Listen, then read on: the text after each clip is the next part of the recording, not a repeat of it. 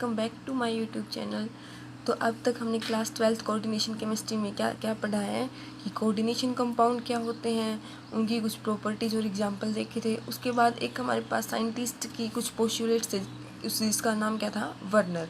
ठीक है, इनके क्या क्या देखा हमने, वर्नर के कुछ पोस्टुलेट जो कि कोऑर्डिनेशन कंपाउंड को एक्सप्लेन करते हैं कि कोऑर्डिनेशन कंपाउंड की क्या क्या प्रॉपर्टीज़ होती है। लेकिन जो वर्नर है वो कोऑर्डिनेशन कंपाउंड की सारी प्रॉपर्टीज़ को एक्सप्लेन नहीं कर पाया था अच्छे से। वर्नर के पोस्टुलेट से उनमें क्या कुछ शॉर्ट्स कमिंग आ गई, ठीक है, यानी कि कुछ ड्रॉबैक्स आ गए। तो ड्रॉबैक्स क्या थे, यानी कि पहले तो ये बात की ड्रॉबैक्स आए क्योंकि जो कोऑर्डिनेशन कंपाउंड के बारे में पोस्टुलेट थे वो अच्छे से एक्सप्लेन नहीं कर पाए क्या क्या प्रॉपर्टीज़ थी कोऑर्डिनेशन कंपाउंड की। तो सबसे पहले क्या देखेंगे हम, वर्नर थ्योरी के ड्रॉबैक्स। तो सबसे पहले क्या ड्रॉबैक था, क्या कमी आई थी, why do certain element form coordination compound. यहाँ पे जो सी क्या है वो कोऑर्डिनेशन कंपाउंड, यानी कि क्या पहली कमी क्या आई थी वर्नर थ्योरी की कि सिर्फ कुछ ही एलिमेंट है कोऑर्डिनेशन कंपाउंड फॉर्म करते हैं। ऐसा क्यों नहीं है कि ये या तो सारे कंपाउंड कोऑर्डिनेशन कंपाउंड की फॉर्मेशन या कोई भी ना दे, ठीक है, यानी कि कुछ लिमिटेड अमाउंट थी एलिमेंट्स की जो कोऑर्डिनेशन कंपाउंड की फॉर्मेशन देती है। तो ऐसा क्यों, इसके बारे में वर्नर अच्छे से एक्सप्लेन नहीं कर पाया। उसके बाद एक कलर ऑफ कोऑर्डिनेशन कंपाउंड, यानी कि जो कोऑर्डिनेशन कंपाउंड है हमने पढ़ा था कि जैसे उनका अलग अलग कलर है, कोई वॉयलेट है, कोई पिंक है, कोई ब्राउन है। तो जो कोऑर्डिनेशन कंपाउंड है वो डिफरेंट कलर क्यों शो करते हैं, उसकी वजह भी वर्नर एक्सप्लेन नहीं कर पाए थे। ऑप्टिकल बिहेवियर, यानी कि जो हमारे पास कोऑर्डिनेशन कंपाउंड है वो फेशियल, मर्डियन या और भी जो इसकी ऑप्टिकल एक्टिविटी है उसके बारे में अच्छे से एक्सप्लेन नहीं कर पाई थी वर्नर थ्योरी। जैसे मैग्नेटिक प्रॉपर्टीज़ हैं, ये डायमैग्नेटिक होंगे या पैरामैग्नेटिक होंगे तो क्यों होंगे, इसके बारे में भी वर्नर ने अच्छे से एक्सप्लेन नहीं कर पाई अपने कोऑर्डिनेशन कंपाउंड की प्रॉपर्टीज़ को। डायरेक्शनल प्रॉपर्टीज़ के बारे में भी वर्नर थ्योरी जो भी प्रॉपर्टीज़ एक्सप्लेन करने में फेल होगी। तो इसकी वजह से देखो वर्नर ने जो पोस्टुलेट दी वो कोऑर्डिनेशन कंपाउंड के बारे में एक्सप्लेन करने के लिए इनफ नहीं थे, तो इसलिए ये फेल होगी थ्योरी, ठीक है। इसके कुछ ड्रॉबैक्स थे, कमियां थी। उसके बाद क्या है, कुछ और साइंटिस्ट आए, ठीक है, जिन्होंने अपनी अपनी अलग अलग थ्योरीज दी। सबसे पहले वर्नर थ्योरी के बाद में जो हमारे पास थ्योरी आई वो कौन सी थी, valence bond theory. Valence bond theory हमें किसने दी थी, पॉलिंग ने इन 1935। तो जो वैलेंस बॉन्ड थ्योरी के पोस्टुलेट देखने से पहले एक बार पोस्टुलेट्स को समझ लेते हैं, उसके बाद हम उसको इन वर्डिंग फॉर्म देखेंगे, ठीक है, आप नोट डाउन कर लीजिएगा उसको। क्या है कि सबसे पहले क्या होता है, जो हमारे पास कोऑर्डिनेशन कंपाउंड जो अब हमने अब तक पढ़ा है उसमें क्या होता है, एक मेटल होती है, एक लिगेंड होती है, ठीक है, एक मेटल होती है, एक लिगेंड होता है। तो जो मेटल है वो क्या काम करता है जे एक्सेप्टर, और जो लिगेंड है वो कैसे काम करता है जे डोनर। तो जो मेटल है वो एक्सेप्टर ही क्यों काम करता है, क्योंकि उसके पास क्या है, वैकेंट डी ऑर्बिटल, ठीक है, इलेक्ट्रॉन्स की कमी है। और जो लिगेंड है वो एज ए डोनर क्यों काम करता है, क्योंकि उसके पास एक्स्ट्रा इलेक्ट्रॉन्स हैं, या बोल सकते हैं उसके पास क्या है, लोन पेयर्स हैं। और जो हम क्या बोल सकते हैं, आपको पता है हम वैकेंट डी ऑर्बिटल्स को हम कैसे डिनोट करते हैं, एज जैसे ये हमारे पास क्या है, इसको वैकेंट डी ऑर्बिटल, ये d x y, d y z, d z x, d x square minus y square, जो लास्ट वाला डी जेड स्क्र। अच्छा, तो जो हमारे पास ये डी ऑर्बिटल है, ये क्या हमारे पास है, डी ऑर्बिटल। जो डी ऑर्बिटल है क्या होता है, डी जनरेट। अब डी जनरेट का भी पता होना चाहिए कि डी जनरेट क्या होता है, डी जनरेट का मतलब होता है इसकी इक्वल एनर्जी हो, ठीक है, यानी कि जो डी ऑर्बिटल है, जो इसकी सब ऑर्बिटल्स हैं, ये क्या होते हैं, डी जनरेट, यानी कि जो इनकी एनर्जी है वो इक्वल होती है। लेकिन क्या होता है कि कुछ टाइम के बाद ये क्या होते हैं, हमारे पास हाइब्रिडाइजेशन शो कर देते हैं, ठीक है। क्या होता है, इनके पास कुछ टाइम के बाद क्या करते हैं, हाइब्रिडाइज हो जाते हैं। जब हाइब्रिडाइज्ड होंगे ना तो जो डीजनरेशन की वो क्या है, डिस्ट्रॉयड हो जाएगी, है बोल सकते हैं। जब हाइब्रिडाइजेशन होगी तो जो डी ऑर्बिटल है उनकी जो ये डी ऑर्बिटल के जो ऑर्बिटल है, जैसे d x y, d y z, d z x, क्या है, ये डीजेनरेट ना होकर क्या हो जाएंगे, नॉन डीजेनरेट, यानी कि जो इनकी एनर्जी वो इक्वल नहीं रहेगी, ठीक है। और ये क्या शो कर देंगे हमारे पास, हाइब्रिडाइजेशन। और जो हाइब्रिडाइजेशन है वो कब होगी, अब ये देखते हैं। हमें पता है जो क्या होता है, लिगेंड है वो मेटल को अप्रोच करते हैं, ठीक है, मेटल को अप्रोच करेंगे तो क्या है, अलग अलग फॉर्म देंगे हमें जो मेटल के ऑर्बिटल्स की, ठीक है। और जो अलग अलग फॉर्म है, ठीक है, यानी कि उसी को हम क्या बोल देंगे, हाइब्रिडाइजेशन, यानी कि हाइब्रिड ऑर्बिटल प्रोवाइड करेंगे, ठीक है। यानी कि जब जब लिगेंड मेटल को अप्रोच करेंगे तो क्या है, हमें हाइब्रिड ऑर्बिटल देंगे। और जो लिगेंड मेटल के पास अप्रोच करते हैं तो कौन से जो इलेक्ट्रॉन है कौन सी शेल में जा सकते हैं। एक तो होती है हमारे पास n-1 इंटू डी NsNp, ये हमारे पास क्या होगी, इनर ऑर्बिटल। और एक जो इलेक्ट्रॉन है किस सेल में जा सकते हैं, NsNp एंड डी, इसको आउटर ऑर्बिटल। अब इसको इनर ऑर्बिटल क्यों बोलेंगे, जैसे मान लिया हमारे पास यहाँ पे 5 है n की वैल्यू, ठीक है, तो हमारे पास यहाँ पे क्या होगा, ये तो 5-1 यानी कि 4d 5s एंड 5p। अब देखो यहाँ पे ये क्या है, n की वैल्यू मतलब यहाँ पे जो d सब शेल है उसकी वैल्यू क्या है, औरों से कम है, कितनी 1, तो यानी कि क्या है, ये कम है तो क्या है, ये इनर वाला ऑर्बिटल, तो इससे क्या बोल देंगे, इसकी इनर ऑर्बिटल। और जब जब ये लिगेंड इस ऑर्बिटल में इसके इलेक्ट्रॉन एंटर करेंगे तो कौन सा कॉम्प्लेक्स बनेगा, इनर ऑर्बिटल कॉम्प्लेक्स। और जब जो हमारे पास इलेक्ट्रॉन है वो कौन से ऑर्बिटल में जाएं, NsNp एंड d, जैसे कि वही same 5s 5p and 5d, ठीक है। इनकी जब इसमें जाएंगे तो कौन सा होगा हमारे पास, आउटर ऑर्बिटल। और जब इनके साथ में मिलके हाइब्रिडाइज्ड ऑर्बिटल देंगे तो उसको क्या बोल देंगे, इनर ऑर्बिटल कॉम्प्लेक्स, ठीक है। और अब देखते हैं जो हमारे पास वैलेंस बॉन्ड थ्योरी, उसके पोस्टुलेट्स। वैलेंस बॉन्ड थ्योरी के अकॉर्डिंग क्या क्या है, the coordination bond is formed between central metal and ligand, यानी कि जो कोऑर्डिनेशन बॉन्ड है वो हमें पता ही है कि इसके बीच में फॉर्म होता है, एक सेंट्रल मेटल आयन होता है और एक लिगेंड, उनके बीच में क्या होता है, कोऑर्डिनेशन बॉन्ड की फॉर्मेशन होती है।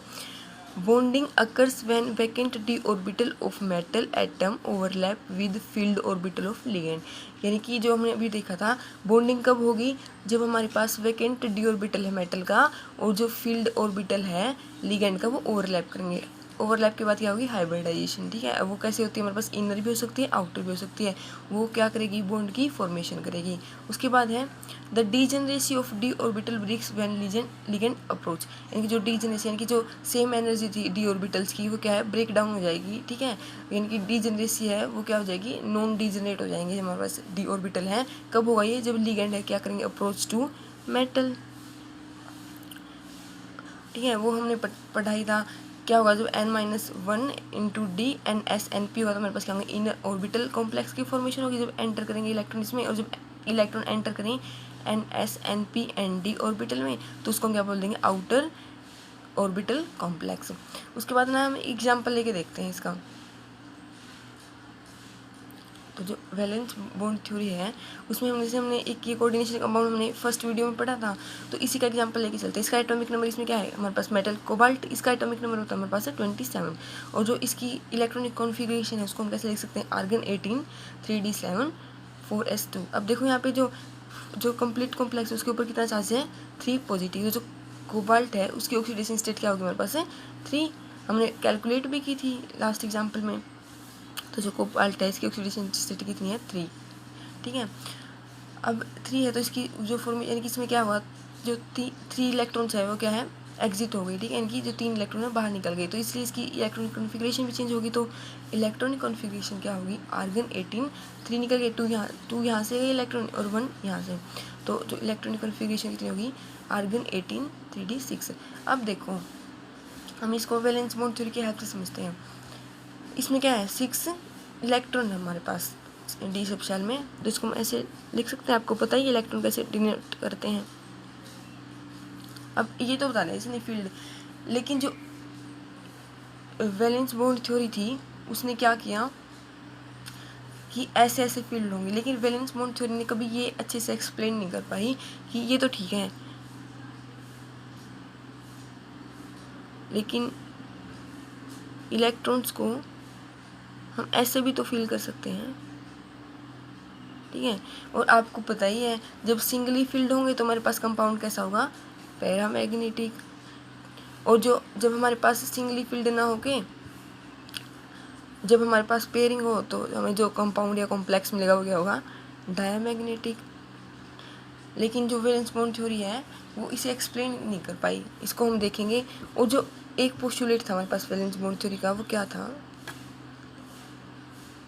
कि वैलेंस बॉन्ड थ्योरी के बिहाफ में हमें क्या क्या है, जो हाइब्रिडाइजेशन थी वो कौन सी हो सकती है किसी भी कॉम्प्लेक्स की। जैसे कि हमारे पास अगर sp3 हाइब्रिडाइजेशन आएगी तो हमारे पास कॉम्प्लेक्स कौन सा होगा, उसकी ज्योमेट्री क्या होगी, टेट्राहेड्रल। अगर हमारे पास ये क्या है dsp2, आप देख के बता सकते हैं कौन सा, इनर ऑर्बिटल कॉम्प्लेक्स है। अगर हमारे पास ऐसी हाइब्रिडाइजेशन आती है किसी कॉम्प्लेक्स की तो उसकी ज्योमेट्री क्या होगी, स्क्वायर प्लेनर। अगर हमारे पास हाइब्रिडाइजेशन आएगी sp3d, कौन सा है, आउटर इन ऑर्बिटल कॉम्प्लेक्स, तो ज्योमेट्री क्या होगी, ट्राइगोनल बाय पिरामिडल। अगर हमारे पास हाइब्रिडाइजेशन आएगी किसी कॉम्प्लेक्स की sp3d2, तो कॉम्प्लेक्स की ज्योमेट्री ऑक्टाहेड्रल। ऐसे ही जैसे हमारे पास आउटर ऑर्बिटल कॉम्प्लेक्स था, अगर इनर ऑर्बिटल कॉम्प्लेक्स हो जाए d2sp3, तो भी हमारे पास जो ज्योमेट्री है कॉम्प्लेक्स की क्या होगी, ऑक्टाहेड्रल।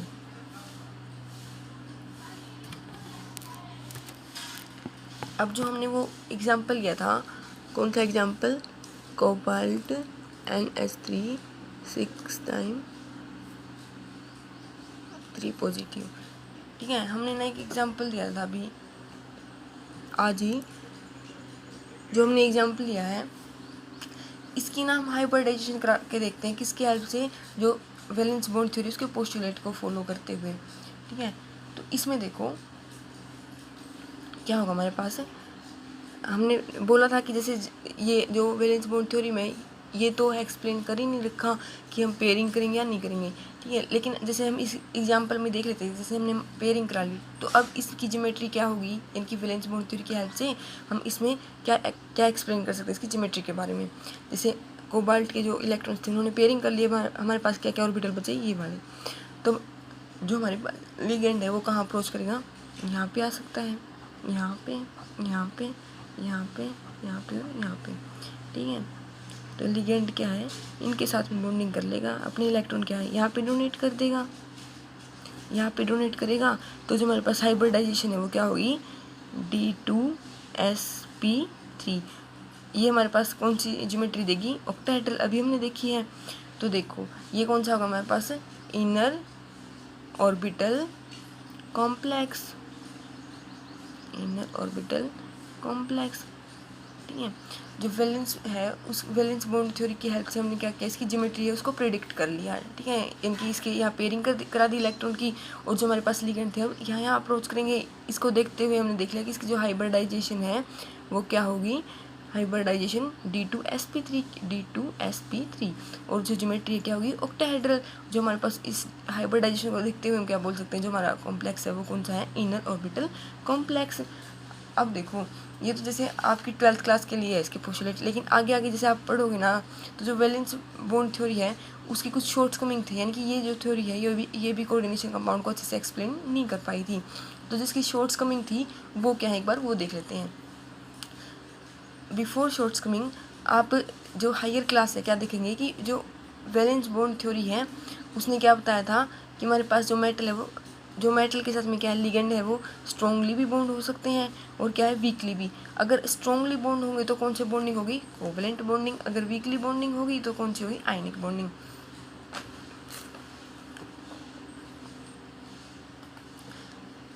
ठीक है। यानी कि ये भी हमारे पास क्या है, कुछ पोस्टुलेट है कि वैलेंस बॉन्ड थ्योरी ने क्या बताया था कि हाइब्रिड ऑर्बिटल होंगे जिनकी same geometry and same energy होगी, magnetic moment and coordination number of metal cation decide geometry, ठीक है। यानी कि क्या क्या बताया था वैलेंस बॉन्ड थ्योरी के पोस्टुलेट्स में, क्या कहा गया, वैलेंस बॉन्ड थ्योरी के पोस्टुलेट्स में क्या कहा गया, हाइब्रिड ऑर्बिटल होंगे, और जो हाइब्रिड ऑर्बिटल है उनमें क्या होगा, सेम ज्योमेट्री होगी और सेम एनर्जी होगी हाइब्रिड ऑर्बिटल्स की। किसकी बात की यहाँ पे, हाइब्रिड ऑर्बिटल। जो मैग्नेटिक मोमेंट है, कोऑर्डिनेशन नंबर है मेटल के टाइम्स का, वो क्या करेंगे, डिसाइड करेंगे, क्या डिसाइड करेंगे, ज्योमेट्री एंड हाइब्रिडाइजेशन, ठीक है। इनकी जो मैग्नेटिक मूवमेंट है और जो कोऑर्डिनेशन नंबर है वो ज्योमेट्री एंड हाइब्रिडाइजेशन के बारे में बताएंगे किसी भी हमारे पास मेटल के टाइम के। लिगेंड्स आर टू टाइप्स, क्या बोल दिया वैलेंस बॉन्ड थ्योरी ने कि जो लिगेंड्स हमारे पास नॉर्मली क्या होते हैं, टू टाइप्स के। कौन से strong ligands and weak ligands, ठीक है। स्ट्रॉन्ग लिगेंड्स एंड वीक, जो वीक लिगेंड्स उनको हम क्या बोल सकते हैं, हाईली इलेक्ट्रोनेगेटिव।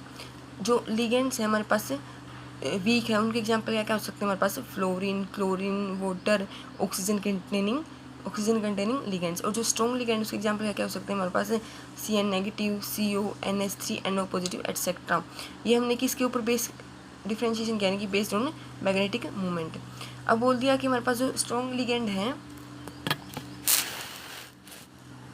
ठीक है। उसमें क्या होगा, इनकी जो स्ट्रॉन्ग लिगेंड है वो क्या करा देंगे, पेयर अप करा देंगे डी इलेक्ट्रॉन्स को, ठीक है। जैसे कि हमने देखा था पहले हमारे पास 6 इलेक्ट्रॉन थे, वो सिंगली डिस्ट्रीब्यूटेड थे, लेकिन बाद में क्या उसको हमने अभी एग्जाम्पल में पेयर अप करा दिया था। तो ऐसे जो स्ट्रॉन्ग लिगेंड है वो क्या करा देंगे, पेयर अप करा देंगे डी इलेक्ट्रॉन्स को, लेकिन जो वीक लिगेंड है उनके पास इतनी प्रॉपर्टी नहीं होगी, ठीक है, कि वो पेयर अप करा दें। इनकी जो वीक लिगेंड है do not pair up the D electrons.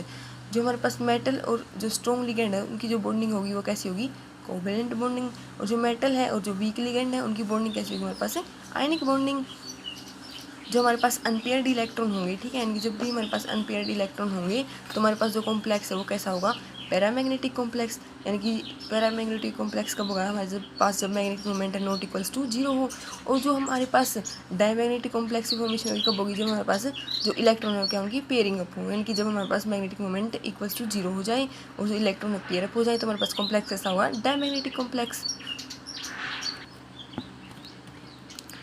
अब देखो जी, वैलेंस बॉन्ड थ्योरी के हमने पोस्टुलेट्स देखे, लेकिन उसमें भी वो अपने जो पोस्टुलेट हैं, जो अपने पॉइंट है उसको अच्छे से नहीं रख पाई, उसकी भी कुछ ना कुछ ड्रॉबैक्स थी। तो वही अब हम देखेंगे कि लिमिटेशंस क्या थी वैलेंस बॉन्ड थ्योरी की। This theory could not explain, इनकी ये थ्योरी है वो क्या क्या एक्सप्लेन नहीं कर पाई। पहले नेचर ऑफ लिगेंड, यानी कि इसने ये तो बता दिया कि लिगेंड हमारे पास 2 टाइप के होंगे, स्ट्रॉन्ग एंड वीक, लेकिन ये नहीं बता पाई कि ये कैसे होंगे, कैसे कैसे इनको डिफ्रेंशिएट कर सकते हैं, ठीक है। इनकी नेचर ऑफ लिगेंड के बारे में ऐसे एक्सप्लेन नहीं कर पाई। Pairing of electron in presence of strong ligand, यानी कि जो जब स्ट्रॉन्ग लिगेंड हुआ इलेक्ट्रॉन पेयर अप करेंगे, हमने अभी देखा, लेकिन क्यों करेंगे, ठीक है। यानी कि जो पेयरिंग ऑफ इलेक्ट्रॉन है प्रेजेंस ऑफ स्ट्रॉन्ग लिगेंड वो क्यों होगी, इसके बारे में ऐसे रीजन नहीं दे पाई वैलेंस बॉन्ड थ्योरी।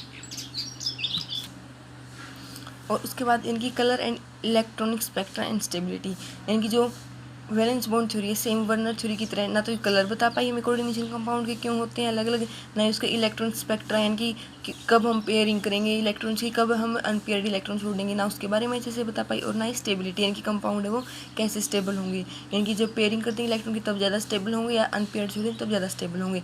तो इसलिए ये भी क्या थी, लिमिटेशन थी वैलेंस बॉन्ड थ्योरी की। Deviation of experimental value of magnetic moment, यानी कि जो हमारे पास एक्सपेरिमेंट वैल्यू थी और जो कैलकुलेटेड वैल्यू थी वो आपस में मैच ही नहीं कर रही थी, ठीक है। यानी कि डेविएशन ये क्या है, एक दूसरे से अलग आ रही थी।